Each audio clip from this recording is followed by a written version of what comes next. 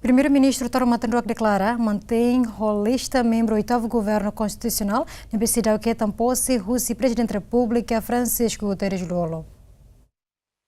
Tauro Matanduak declara se continua mantém também se festado fila husi visita oficial para a Indonésia a bele discutir dia Cliutan.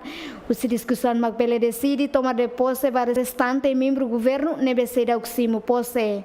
Se fi governo nemos informa kata kona ba posse tuirmai se da ia data fixo. Tauro Matanduak hato declaração né foi em halo primeiro encontro presidente da República Francisco Guterres Luolo e a Palácio Presidencial nebe informa mos kona ba processo transição governo nebe lao durante loron rua. Betul mal koleh house presente ida koleh kona ba informação kona ba transição nebe fenda ko lao handover né hira makhabaw na hira maksidao lao.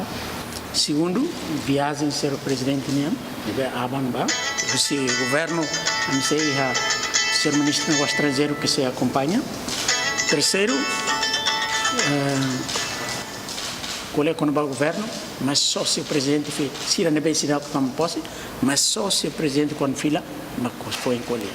Por enquanto se mantém, mas a medida que se discute dia que depois se o presidente fila falecer.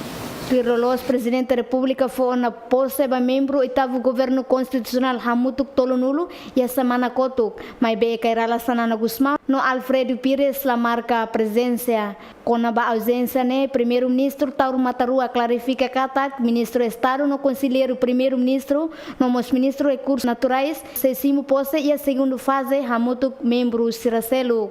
Membro do governo Siracelo, que na tama lista toma de posse, também desconfia e a alegação para crime balão, lá inclui brigadeiro general Filomeno Paisão. Também, presidente da República decreta de governante na Tolonulu, e Jair Fernandes, Tito Lívio Zeman.